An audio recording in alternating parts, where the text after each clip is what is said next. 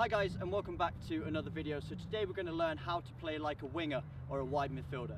So the first thing we need to identify is what is the role of a winger. So obviously the first thing we need to talk about is your position on the pitch.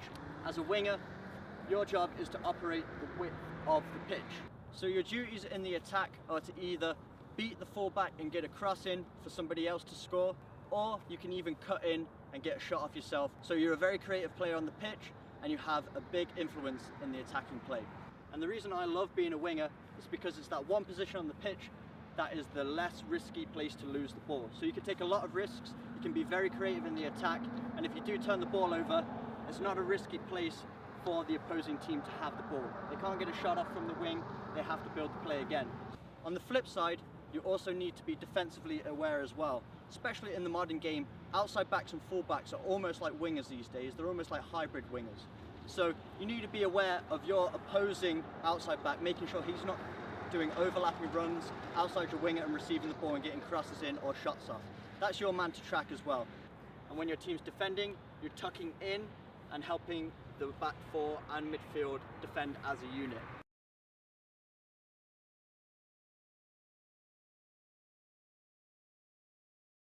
So now let's talk about the attributes that are required to be a successful winger. So the first one is either speed or quick feet. Ideally you want to have both, but if you have one over the other, you can still get away with being a good winger. So if you want to learn some quick feet drills that are going to increase your foot speed, click on the link right here and it will take you to a training session that's going to improve your quickness of your feet. And if you want to get faster as a player as well, also click the link right here.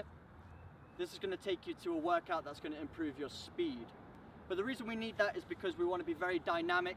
We've got to go at our fullbacks a lot, and you can either use speed to get around him, knocking the ball past him and beating him with speed, or if you're not the quickest of players, as long as you have quick feet to trick him into going one way and then take it in the other, you can get that 2-3 yard advantage that is enough to either get a cross in, or if you're going the other way, get a shot off as well. Another attribute that's very important is fitness and stamina. You actually need to be one of the fittest, if not the fittest player on the pitch. So you need to support the attack at one end of the pitch, but you also need to support and defense at the other end of the pitch. So you're pretty much covering the whole length of the pitch, backwards and forwards, multiple times a game. And if you do want to improve your fitness in a very soccer specific way, click on the link right here, which will take you to some drills that will show you to really improve your fitness in a soccer specific way to prepare you to play as a winger. So another attribute that you need to have is a good first touch, because playing out on the wing, you're usually quite a distance from your other teammates. So a lot of the balls are played in the air. So you need to get good at receiving balls from the aerial situation. So I'm just going to show you a few touches right now. The key is to really soften that touch and give it a cushion effect. Pluck it out the air.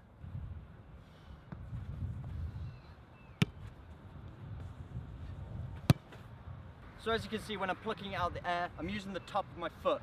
It is a lot easier to use the inside of your foot because you have a wider surface area, but if you do receive it with the inside of the foot, usually you need a couple of touches to get it down so that you can play it off again.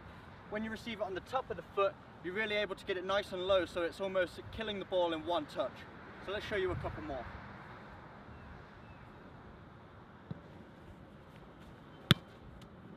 So you can see it's dead. Now I can get it out my feet and play it back.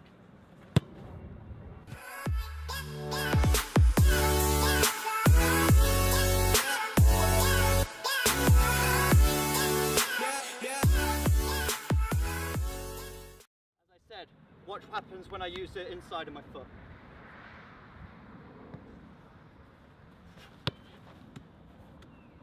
So it kind of has to pop up when you're using the inside of your foot, and it takes a little bit more time. When you get to the top level, the speed of the game gets a lot quicker, so you want to get that ball under control as quick as possible so that you can make your next move.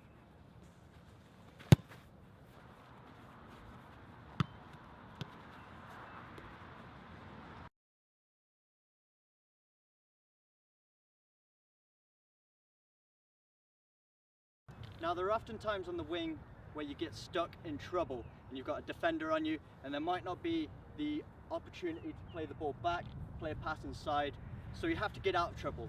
And through that you can use a couple of crafty moves that I've tried to master that have really helped me get out of trouble in these situations. And they're very simple, but they're very effective. So the first move is a stop and start. We're using the cone as a pretend defender, and what we're doing is we're going to dribble to the ball, stop it, and what happens when you stop the ball is the defender goes flat-footed because he stops with you. And then when he goes flat-footed, you start again. Because then he has to take off from a flat-footed position and you're going to have a speed advantage over him. You're going to have that 2-3 yard advantage to make your next move. So I'll just demonstrate for you really quick.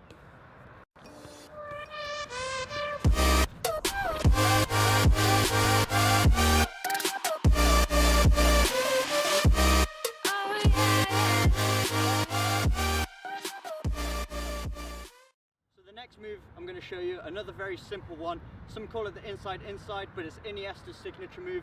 Other people call it La Croqueta. So we've got a defender here right on the line, and there doesn't seem like a possible way out. But what we're going to do is a quick switch of the feet. So we're going to show the defender the ball, and as he starts to make his move, you're going to shift that ball past his foot and then take it with the other foot down the line. But it's got to be nice and quick because you need to accelerate straight after to get away from him. So I'm just going to show you it at full speed. A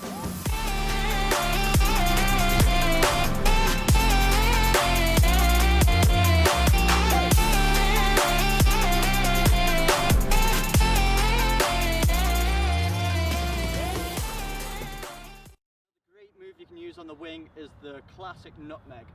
So for this move, you want to be in a situation where the defender's alongside you. So you're on the line and he's coming in either from the center here, or you're at full speed or running down the wing and he's running alongside you. And there's two ways you can do this. Either he's coming in from the side and you're going to fake to go line by just stepping your foot over the ball and then playing it through his legs. We're just using the hurdle for simulation. So as you play that foot over, he thinks you're going down the line, so he starts to step that way with his foot, opening up his legs. You knock it through and you're away. So you find your way back home. The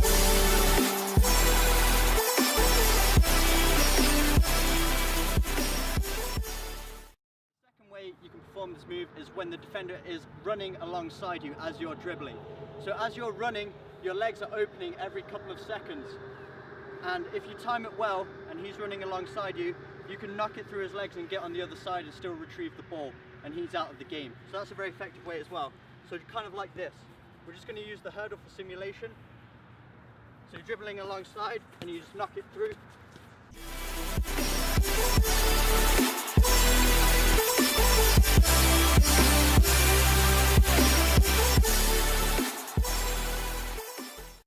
3 very simple but 3 very effective moves that you can use as a winger to make your game even better. So now we're going to talk about how we go at the fullback when we have some space, when we've received that pass and we've isolated the fullback one-on-one. To help me out with this, we've got Andrew from Boost Football, but he's going to be acting as the defender. Now what typically happens, what I see a lot with especially younger players, when they receive the ball out on the wing, they see a defender, and instead of going at the defender, they try and get away from him. They try and just take it end line, or they try and take it inside. But look what happens when I take it end line. I've just made it so easy for Andrew to defend me there, because all he has to do is try and keep up with me and stop me getting the cross in. Now I'm going to show you a more effective way that you can dribble at a fullback and pretty much beat him more times than not. And I'm going to talk you through about what Andrew's movements are like as I dribble at him, just so you can understand better why this is so effective for beating players one-on-one. So let's go.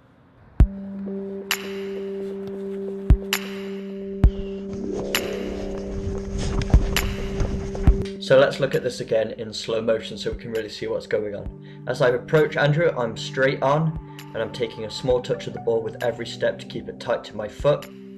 Now start to have a look at Andrew, the defender's body position.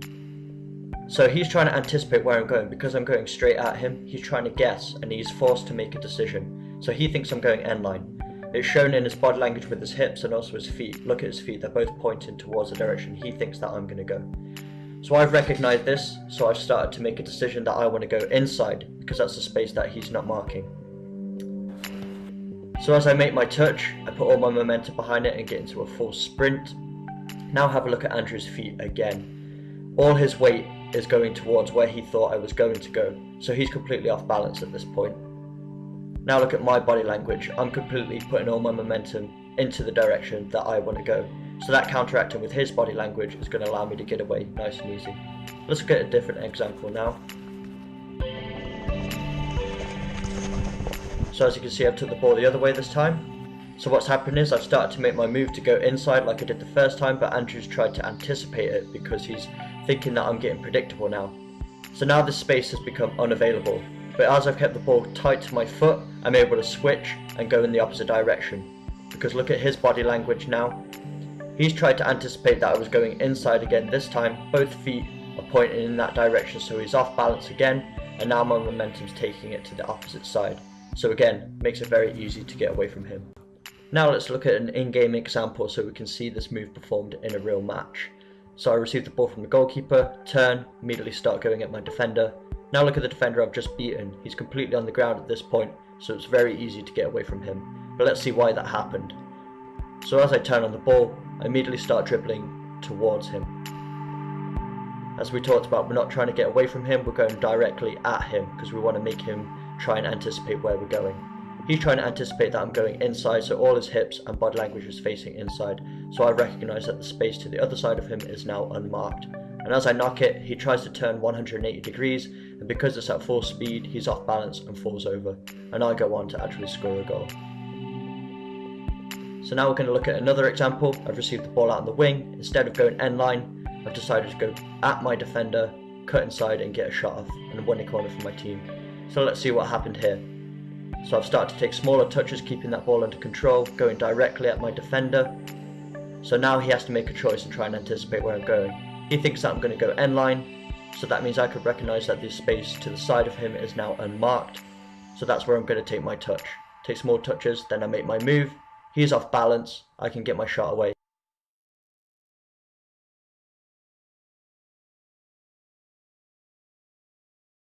So the final thing that every winger needs to have is great technique, so that every chance that you get, whether you've beat a man end line and you're able to get a cross in, or if you're cutting inside and getting a shot off, if you have great technique, you're never going to waste a chance. Every shot's going to be on target, every cross is going to get into the box. And especially at the top level, where the chances of getting crosses in and shots become far less than they do at the lower levels, you need to make sure your technique is very sharp. Now, if you want to learn some drills that are going to make you more effective in your crossing, click the link right here. It's going to take you to a training session, and at the end of that video I do a drill specific for wingers that's really working on going at the fullback in a simulation situation and getting the cross in. Another great way to practice your technique as a winger of getting that whip on the ball for your crossing, for your shooting, is to practice free kicks. Curling free kicks are a great way to practice your technique. And if you want to learn how to practice, click on the link right here. It's going to take you to a curling free kick tutorial. And if you master that technique, it's really going to help you as a winger. Not only is it going to help you take better free kicks, but it's also going to improve your crossing technique to make them more accurate, more dangerous for when you put the curl on the ball, and better at shooting overall. So that's everything I have for you today. That's all the different attributes, the different skills, and the different roles that are needed to be an effective winger, especially at the top level. So I hope you enjoyed this video. Big thanks to Boost Football for helping film this video. Make sure you check out their channel. It's on the screen right now. If you did like this video, give it a thumbs up. Subscribe for more tutorials and more training videos every single week. And as always, leave a comment with any further questions, and I'll see you in the next video.